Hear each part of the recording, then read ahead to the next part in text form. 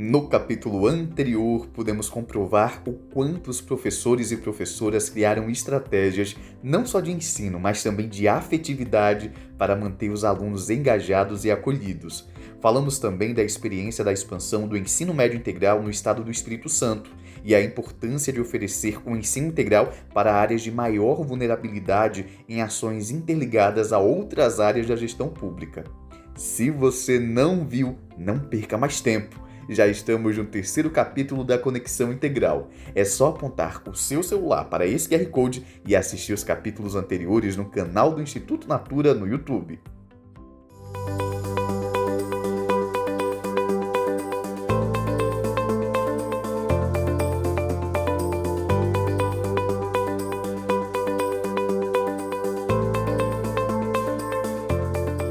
Olá, pessoal! Hoje chegamos ao terceiro capítulo desta temporada da Conexão Integral. Estamos de volta com o secretário Vitor de Ângelo, o professor Ricardo Paes de Barros e o professor Leonardo de Oliveira. Nesta rodada, vocês podem fazer perguntas entre si. Então, para iniciarmos, secretário Vitor de Ângelo, para quem você gostaria de fazer uma pergunta? Vou fazer minha pergunta ao PB. Já posso fazê-la? Por favor.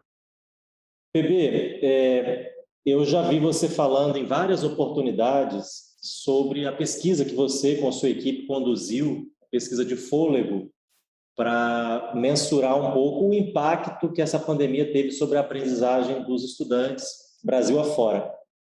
A minha pergunta é: que tipo de evidências, que tipo de informações, de caminhos que os dados que vocês levantaram e organizaram apontam para que os gestores e as redes, no final das contas, consigam mitigar o máximo possível, na maior velocidade possível, essas perdas de aprendizagem e, obviamente, também a evasão que decorre desse processo todo que a gente está vivendo, tão desafiador?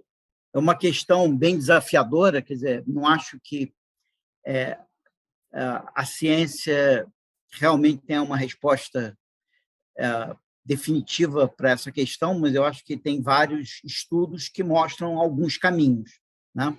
Então, o primeiro caminho, onde tem uma evidência muito sólida, é que, frente a uma crise como essa, como o Leonardo falou também um pouco, e o Vitor pratica isso no dia a dia, não tem como você enfrentar um desafio desse sem um diagnóstico muito bom, né? Então, o ponto básico aqui é que, se eu não souber quais foram as perdas, mas não as perdas agregadas e anônimas, não, mas a perda de cada aluno, onde está cada aluno na minha escala de proficiência, isso vai depender mesmo dentro da matemática, ele vai estar na álgebra, vai estar num ponto, na geometria ele vai estar no outro ponto. Então, e em cada matéria ele vai ter as suas lacunas. Então, o que eu acho que a evidência mostra é que tentar fazer qualquer coisa sem um diagnóstico muito bom não vai ser eficaz.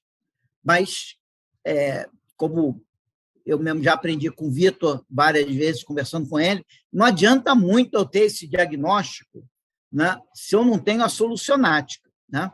Então, na verdade, eu tenho que ter o diagnóstico, mas eu tenho que ter também um repertório de soluções. Quer dizer, dá para o professor, um aluno que tem várias lacunas, e falar ao professor, se vira, não vai resolver. Ou seja, eu tenho que conhecer muito bem as lacunas, mas eu tenho que ter também um conjunto de práticas capazes de preencher essas lacunas. Então, é a ideia de um diagnóstico o mais individualizado possível, com um retorno muito sólido. E eu só consigo dar esse retorno para o aluno, para o professor, da medida em que eu tenho práticas comprovadamente eficazes para lidar com aquela situação, né? Então, a primeira coisa que volta ao planejamento que o Leonardo chamou muita atenção, eu tenho que ter um bom diagnóstico,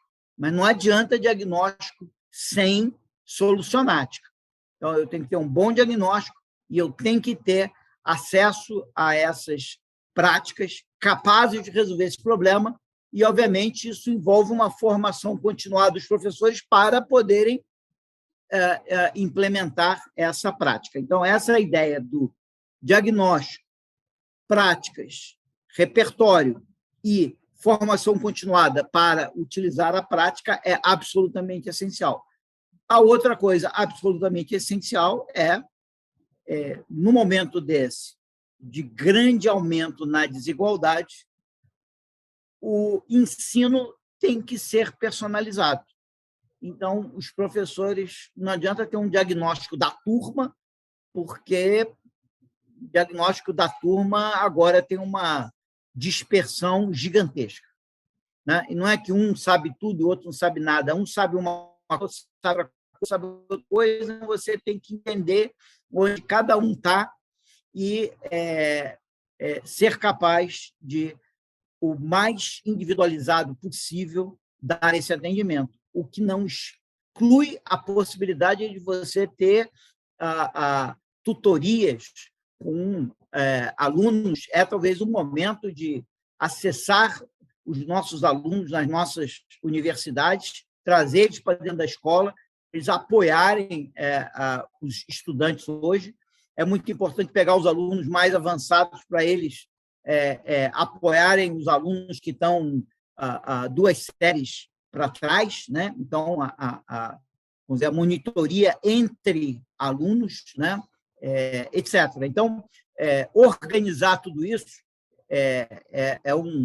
uma questão de planejamento sensacional. Então, a escola ela tem que fazer um bom diagnóstico, ela tem que ter os instrumentos, ela tem que ter a formação e ela tem que planejar como essa interação toda vai acontecer, e quanto mais essa interação for individualizada, melhor. É claro que, dado tudo isso, uma turma um pouquinho menor vai ser bom, mais tempo na escola é sempre bom, mas, por exemplo, tentar corrigir esses problemas nas férias não parece que vai resolver, tá certo? E, evidentemente, você botar um professor assistente a mais, por exemplo, nas turmas de alfabetização, pode ajudar bastante, de tal maneira que o professor regente possa se concentrar mais atenção nos alunos com maiores dificuldades. Então, eu acho que o que eu acho que a evidência mundial tem de mostrar é o momento de ter um bom diagnóstico, boas práticas, boa formação e um atendimento o mais personalizado que a educação pode oferecer. Agora, o professor Leonardo. Professor Leonardo, para quem você gostaria de fazer uma pergunta? Vou perguntar para o secretário Vitor, presidente do CONSED. Secretário, como você vê a organização e as iniciativas que estão sendo desenvolvidas pelas secretarias estaduais de educação para mitigar este impacto da perda de aprendizagem e do alto índice de evasão escolar, né, esperado? Bom, eu queria dividir em duas... primeiro, obrigado pela pergunta. Eu queria dividir a resposta em 2 partes. Vou falar um pouquinho da minha secretaria, acho que isso pode, quem sabe, trazer uma contribuição, e falar antes do que temos feito como CONSED. O CONSED, que é o Conselho Nacional de Secretários de Educação, tem feito um grande esforço para coordenar, com o apoio, é claro, de outros setores. Não há aqui nenhuma ideia de que a gente possa fazer isso nem sozinho, nem substituir a outros atores importantes nesse processo, mas coordenar naquilo que nos compete esse esforço coletivo das redes estaduais de ensino de enfrentar tanto as perdas de aprendizagem quanto as perdas ligadas à evasão. Então, temos feito um trabalho bastante forte por meio da nossa agenda da aprendizagem, que é uma espécie de plano de voo, né? São os temas prioritários para a gente. E em torno desses temas, dentre os quais se incluem os desafios da pandemia, é que estão formadas as frentes de trabalho, é que se organiza o trabalho liderado pelos secretários de Estado da Educação, em torno do qual vai também se organizando o apoio do terceiro setor, de instituições públicas, em âmbito municipal, estadual, federal. É a partir também dessa agenda que a gente passa a dialogar com o MEC, com o Congresso Nacional, buscando pautar algumas prioridades que nós temos. Então, queria destacar aqui o CONSED, o seu papel, tanto nessa gestão que agora eu presido, no ano de 21, 22, quanto nesse período da pandemia, a gestão da ex-presidente Cecília Mota, nos anos de 19 e 20, que é quando ela, ainda na presidência do CONSED, passou a ter a tarefa de coordenar esse grupo no enfrentamento à pandemia, num momento ainda mais desafiador, que foi logo o início da pandemia, né? Aquele momento de susto mesmo. Bom, vou dar exemplos aqui na Secretaria do Espírito Santo. Nós, desde 2019, já percebíamos que a evasão era um problema, um desafio grande a ser enfrentado. Tínhamos só no ensino médio, quando cheguei à secretaria, 25 mil alunos fora da escola. Então, isso já é muita gente. Só para dar uma referência, nós temos hoje pouco mais de 100 mil alunos no ensino médio matriculados na nossa rede. Então, 1/4 desse quantitativo era de estudantes em idade escolar para esta etapa e estavam fora da escola. A pandemia, presumivelmente, agravou esse desafio. A gente ainda não tem dados muito claros a esse respeito, a gente está tateando esse problema, porque a divulgação do censo é que vai nos dar a fotografia precisa do tamanho desse desafio. Mas, por causa desta agenda prioritária para nós já em 19, nós firmamos um acordo com o Unicef, estabelecendo aqui um programa de busca ativa escolar, por exemplo, que estava dentro de um programa maior nosso chamado Todos na Escola, que passava não só pela busca ativa de quem já tinha saído, mas também pela prevenção de quem tinha potencialmente uma chance de abandonar a escola. Então, temos um material produzido pelo Instituto de Pesquisa aqui do Espírito Santo para identificar quais são os preditores de abandono mais importantes. Por exemplo, entre meninas, é a gravidez. Então, sabendo disso, o que fazer? Perceba que tem uma dimensão que pode ser de ensino mesmo, né? Então, discutir algumas coisas num espaço formal da escola que possam combater esse preditor, mas existem outras políticas intersetoriais que o governo pode lançar mão para também enfrentar essa situação que funciona quase como um alerta. Esta menina irá mais cedo ou mais tarde, com grande chance, abandonar a escola. Então, isso para pensar, como o PB também já tantas vezes falou, né, em termos fiscais e financeiros, isso é uma perda de investimento. Você investe nessa vida como trajetória escolar por muitos anos, então ela se perde. É uma perda de futuro, é uma perda do que se investiu e é uma perda de potencial. Potencial como trabalhadora que esta estudante é hoje, mas poderia vir a ser no futuro, e perda como cidadã. Afinal, é uma chance que se perde de se inserir no mundo do trabalho e na sociedade num patamar muito mais qualificado, ou de remuneração, ou de inserção social, né? Cultural, política. Então, você solapa essa chance, de alguma maneira, e muito cedo. Então, pensar quais são esses preditores, buscar evitar a saída desses estudantes, e da parte daqueles que já saíram, porque já estavam fora, né, quando nós chegamos aqui, e que a pandemia em 2020 se encarregou também de, fazendo o seu trabalho, levar mais tantos outros para fora da escola, pela necessidade do trabalho, pela falta de vínculo com a escola, pelo desestímulo, né, pela falta de sentido que talvez a escola passou a oferecer, a representar. Então, fazer essa busca ativa, para nós também, tornou-se um objetivo muito importante. Estamos fazendo isso em cooperação com os municípios, praticamente todos os municípios do Espírito Santo adesos já à plataforma Busca Ativa Escolar. Ora faz a busca ativa de um aluno, descobre que esse aluno é do Estado, encaminha para cá. Ora a gente faz a busca ativa, descobre que o aluno é da rede municipal, então encaminha para lá. Aqui na nossa secretaria, nós criamos um call center, então temos feito ligações, temos contactado os estudantes pessoalmente, um a um, Como no ano passado nós, e acredito que todas as redes do Brasil, não reprovaram alunos, né? Nós não retivemos alunos, eles então foram aprovados automaticamente, em certo sentido, e matriculados também, em certo sentido, automaticamente neste ano. Nós temos, em 2021, um quantitativo de alunos na nossa rede que não representa exatamente a quantidade de alunos que frequentam a escola. Nos nossos cálculos, veja que eu não estou falando ainda do dado do censo, nos nossos cálculos de sistema de gestão escolar, de gestão de matrícula, são 18 mil pessoas. Essa quantidade é de 18 mil pessoas. Nós contactamos 17 mil, conseguimos contato de 17 mil, com 17 mil dessas 18 mil pessoas. E aí os achados desse contato são muito interessantes para a gente pensar formas de intervenção. 32% desses 17 mil disseram que não estavam indo à escola porque não viam sentido na escola. A expressão que eles, a que eles eram apresentados é que a escola não era, estavam desestimulados com a escola. No nosso caso, é claro que aí podemos discutir o rigor estatístico, né? Não é uma pesquisa que, a princípio, está preocupada com este tipo de metodologia, foi um contato puro e simples por esse call center, 4% apenas estão colocando necessidade com trabalho. E aí tem outros percentuais que vão coincidindo com aqueles preditores a que eu me referi. Gravidez não diz respeito à pandemia, quem ia ficar grávida, ficou grávida, isso independe da pandemia.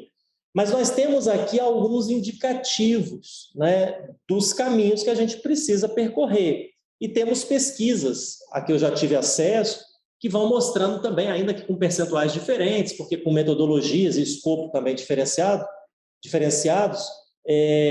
questões ligadas muito ao trabalho e muito à falta de perspectiva da escola.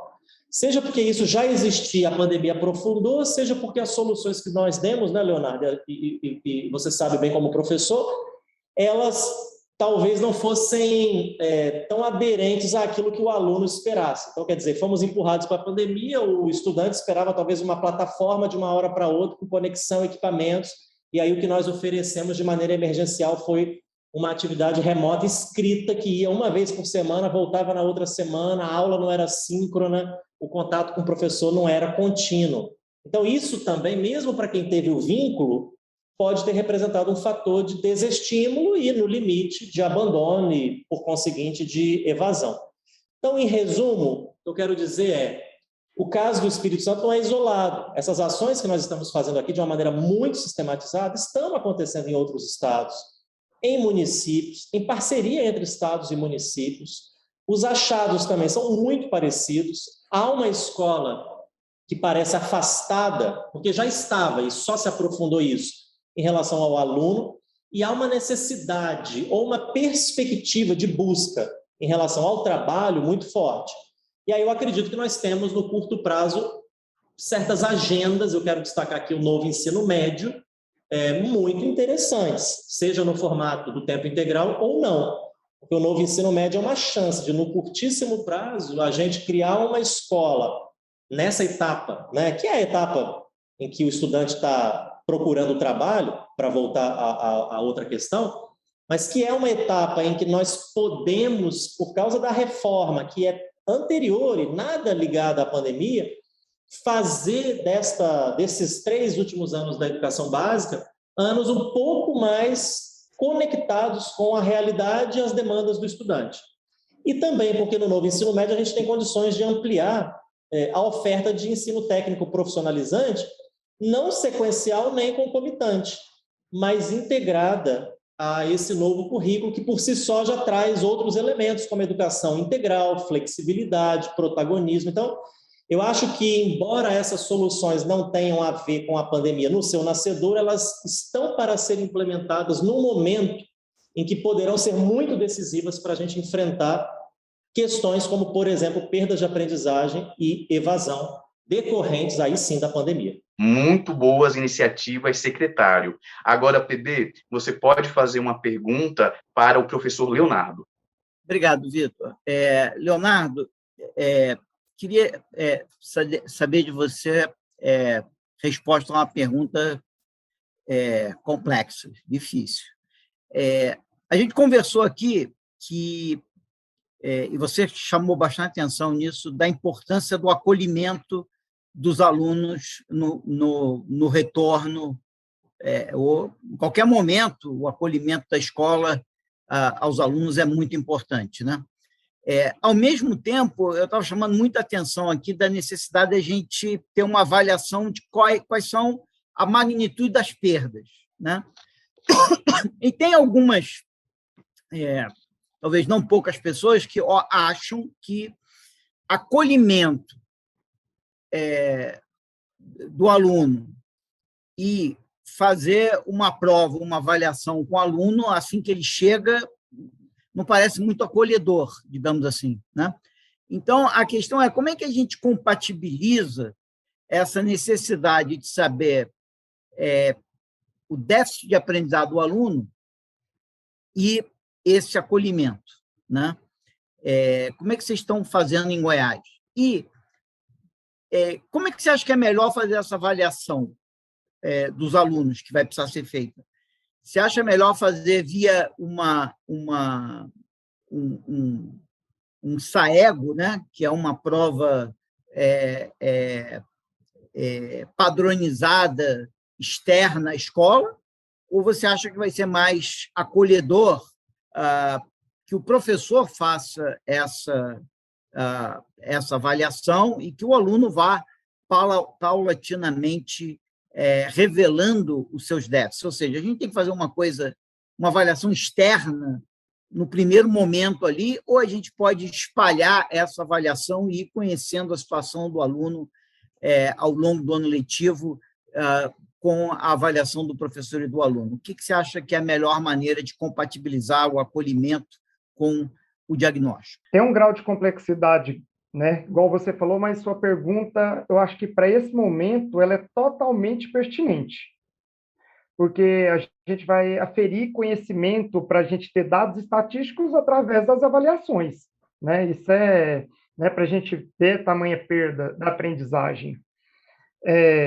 Primeira coisa assim, afetividade, né? Acho que tanto o estudante tem que estar na nossa cabeça como o profissional, quanto do aluno, o quê?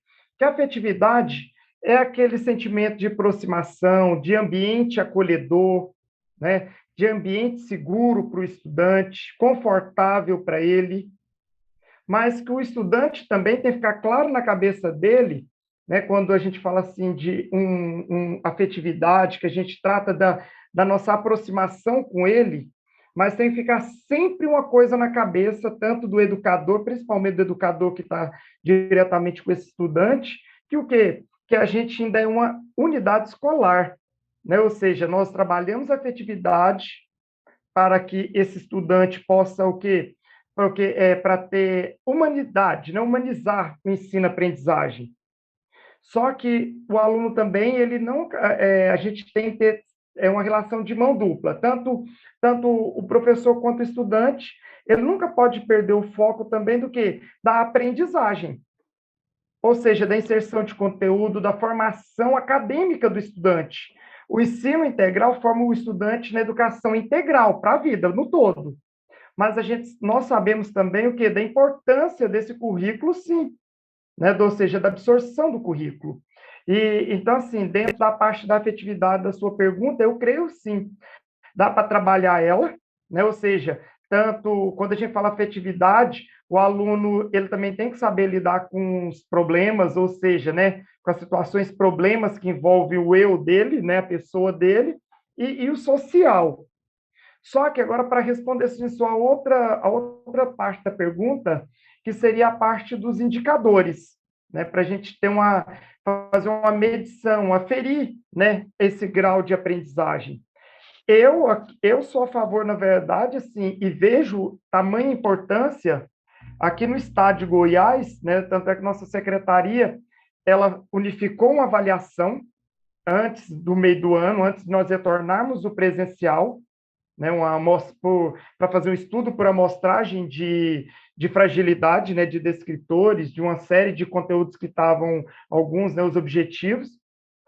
No retorno agora né, marcado outro, só que tem um detalhe que a gente vê, porque que tem, você disse bem, um grau de complexidade. Cada escola passou por uma realidade. Nós temos um público diferente, né? Você até disse bem anteriormente que cada aluno sentiu de uma maneira diferente essa perda.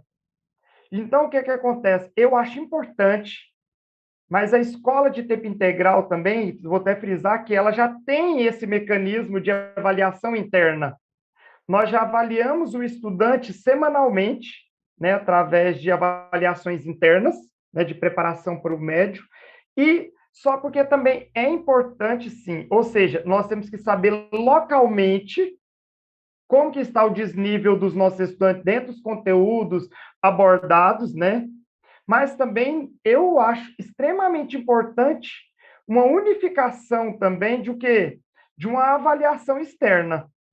Uma avaliação externa, tanto estadual quanto nacional, justamente também para o quê? Para saber de uma escala mais global.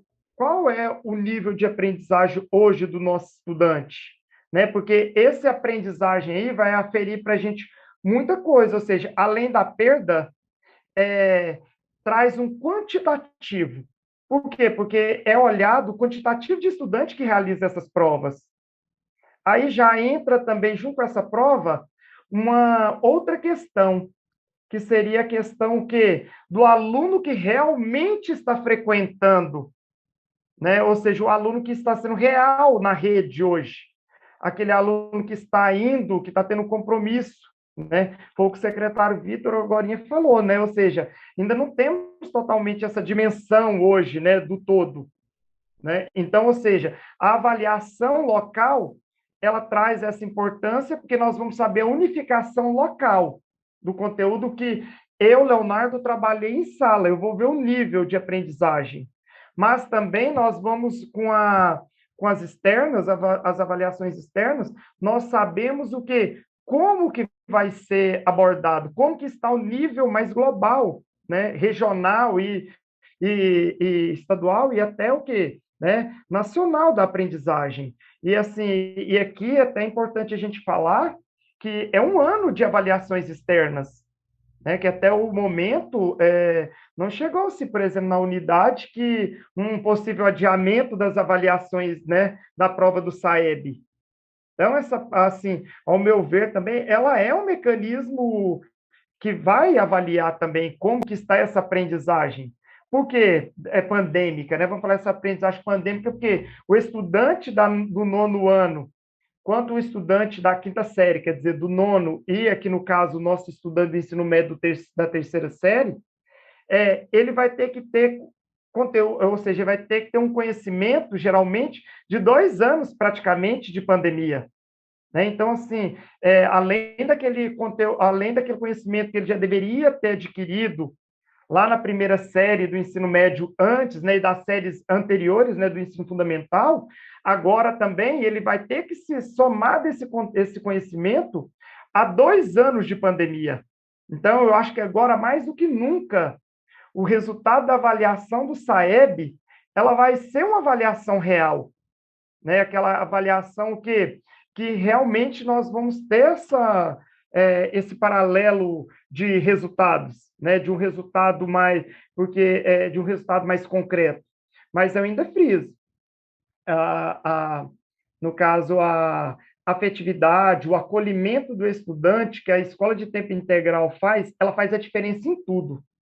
Ela faz a diferença o quê? Até para incentivar o estudante a frequentar a aula, a fazer as atividades, a ele o quê? Ter um certo comprometimento até em ir realizar a prova, né? Então, assim, em ler, né? Ou seja, aquela parte que o aluno tem o quê? A parte mesmo de comprometimento. Só porque sempre frisando a acolhida, a afetividade, né? Ou seja, tudo também tem que ser dosado, né? Ou seja, o aluno de tempo integral, ele também não pode ser somente visto como uma vítima de todo o processo, né? Ele é um ser capaz, ele é visto como um agente transformador da vida dele. Então, a escola, quando a gente fala dessa parte de afetividade, nós estamos sempre frisando o quê? Que a escola tem um papel de acolher o estudante, que a escola tem que ser um ambiente seguro, um ambiente onde ele tem que ter uma alimentação, sim, de qualidade, né? Onde ele tem que ter um espaço de estudo, onde ele tem que ter acesso a materiais que muitas vezes na casa dele ele não tem nem esse recurso financeiro. Isso também é um ambiente acolhedor, mas que as avaliações externas, e tanto internas quanto externas, eu acho que mais do que nunca, elas agora têm um papel fundamental para o planejamento das nossas aulas e para o quê? Para o planejamento das políticas públicas de curto, médio e longo prazo. E assim, com essas trocas de experiências e relatos, chegamos ao final da primeira temática da Conexão Integral. Agradeço a participação dos nossos queridos convidados. Muito obrigado por estarem aqui conosco. E a todos que estão nos assistindo, continuem nos acompanhando, porque o aprendizado não pode parar.